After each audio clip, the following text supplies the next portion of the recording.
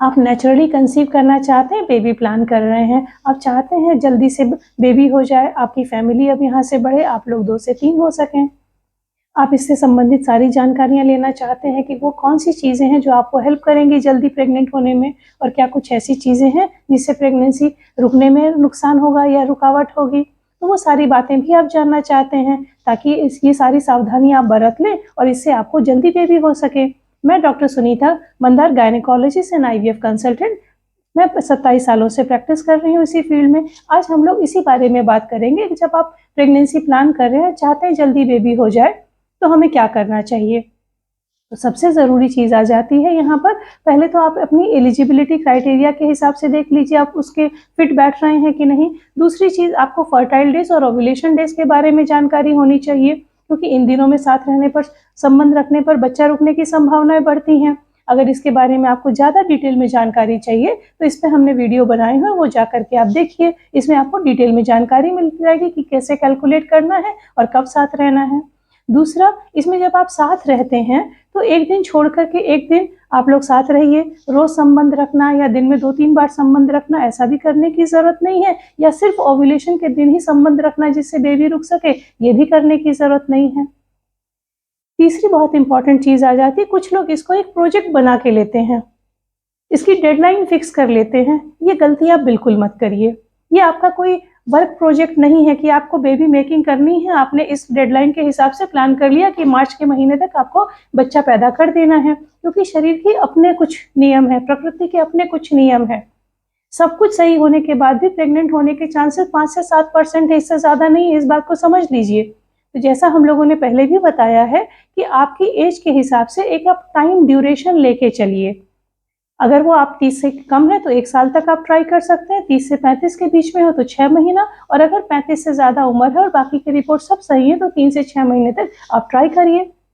सफलता ज़रूर मिलेगी। 100 में से 80 लोगों को प्रेगनेंसी तो हो ही जाती है इस तरीके से, और जिनको नहीं होती है वहाँ पर कुछ आगे जांच करके इलाज चलता है जिससे आगे आपको प्रेग्नेंट होने में मदद मिलती है। तो अब आ जाते हैं यहाँ हम अपनी लाइफस्टाइल और खान पान में क्या बदलाव करें। खान पान से रिलेटेड बहुत सारे मिथ्स हैं, बहुत सारे डाउट हैं, बहुत सारी सलाह है, बहुत सारे सजेशन है। कुछ लोग बोलते हैं बहुत रंग बिरंगी सब्जियां खाइए, फल खाइए, सूखे मेवे खाइए, सीड्स खाइए, डार्क चॉकलेट खाइए, स्ट्रॉबेरीज खाइए। क्या ये सब जरूरी है? मेरा सिर्फ एक ही चीज कहनी है, हमारी पॉपुलेशन इतनी ज्यादा ऐसे ही नहीं हो गई है, बच्चे पैदा हो रहे हैं सब लोगों को, तभी तो पॉपुलेशन इतनी है। क्या ये सारे लोग यही खा रहे हैं? नहीं। तो आपको खाना बेसिक इतना ध्यान रखना है कि आपका खाना ताज़ा हो, पौष्टिक हो, आपके लोकल जिस जगह पे रह रहे हैं उस रीजन के हिसाब से आपका खाना होना चाहिए। अब जंक फूड मत खाइए, रिफाइंड फूड मत खाइए, पैकेज्ड मत खाइए, इन चीज़ों का ध्यान रखिए।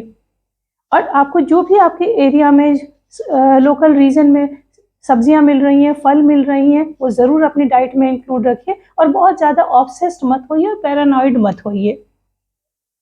तो ये आपका हो गया खान पान के बारे में कि खान पान में हमें क्या खाना है और क्या अवॉइड करना है। दूसरी चीज़ आ जाती है हमारी एक्टिविटी और एक्सरसाइज और योगा, क्योंकि बहुत सारी महिलाएं हैं जब प्रेगनेंसी प्लान कर रही हैं तो उनको लगता है कि अब उनको जिम जाना बंद कर देना है। उनको कोई भी अगर कोई एक्सरसाइज कर रही हैं, योगा कर रही हैं, एक्टिविटी कर रही हैं, वो तो पूरी तरह छोड़ देनी है, क्योंकि इससे उनको बच्चा नहीं होगा, या कहीं बच्चा रुका तो नुकसान हो जाएगा। ऐसी गलती मत करिए। लाइट एक्सरसाइजेज, वॉक, योगा, ये आपको बहुत हेल्पफुल रहती हैं, आपका पेल्विक सर्कुलेशन बढ़ाती हैं, आपके माइंड को काम डाउन करती हैं, और ये आपको प्रेग्नेंट होने में हेल्प करता है, नुकसान नहीं करता है। सिर्फ जो लोग बहुत हैवी ट्रेनिंग, जिम में वेट ट्रेनिंग करते हैं या बॉडी बिल्डिंग की एक्सरसाइज कर रहे हैं और वो लोग सप्लीमेंट्स ले रहे हैं जो टेस्टोस्टेरोन बेस्ड हैं, तो वो अवॉइड करें।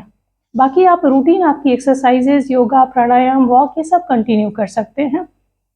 अब तीसरी चीज़ आ जाती है घर में काम करने की। आप घर का रूटीन काम पूरी तरीके से कर सकती हैं, उसमें कोई परेशानी नहीं होने वाली है। चाहे वो पोंछा लगाना हो, झाड़ू लगाना हो, चाहे 4 सीढ़ियाँ चढ़ना उतरना हो डेली बेसिस पर, आपको इंडियन टॉयलेट यूज़ करना हो, इससे कोई फ़र्क नहीं पड़ने वाला है। जैसे आपकी लाइफस्टाइल पहले थी वैसा ही कंटिन्यू करिए, इसमें कोई चेंजेस करने की ज़रूरत आपको बिल्कुल नहीं है।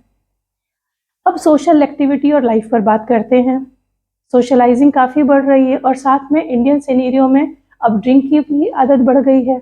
आदमियों के लिए तो कहा जाता है सोशल ड्रिंक्स कोई प्रॉब्लम नहीं है, वंस इन अ वाइल वो लोग 1-2 पैग ले सकते हैं, लेकिन औरतों पे ये बात बिल्कुल लागू नहीं पड़ती है।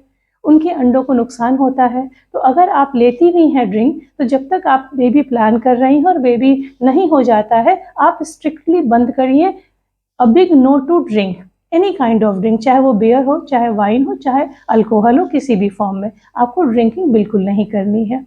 स्मोकिंग बहुत कॉमन हमारे यहाँ नहीं है, लेकिन फिर भी कुछ मेट्रो शहरों में कुछ जगहों पे हम लोग देख रहे हैं, अब इसने भी अपनी पैठ बनानी शुरू कर दी है। स्मोकिंग बहुत डेंजरस है, ये आपको अवॉइड करनी है।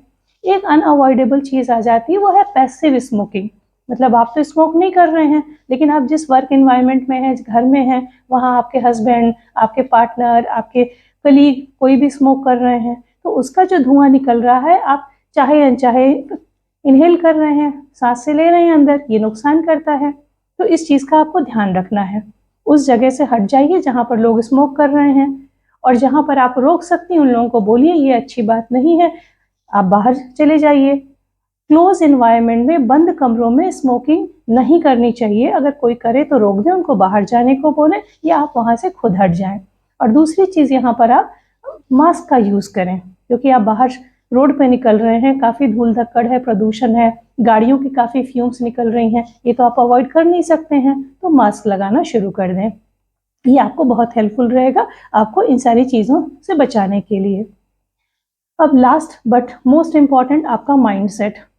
बहुत ज़्यादा निगेटिव मत होइए, बहुत ज़्यादा डरिए मत, बहुत ज़्यादा ऑब्सेस्ड मत होइए, पैरानॉइड बिल्कुल भी नहीं होना है, डिप्रेशन कहीं से भी नहीं लेना, और दूसरों से कंपैरिजन मत करिए कि हमारे साथ उनकी शादी हुई थी, उनको बच्चा रुक गया, या हमसे बाद में उनकी शादी हुई थी, उनको बच्चा रुक गया, हम ट्राई कर रहे हैं, सारी चीज़ सही है, फिर भी बच्चा नहीं हो रहा है। ऐसे बहुत सारे इंसिडेंसेस होते हैं, हमारे आसपास लोग होते हैं, सुनाया भी जाता है।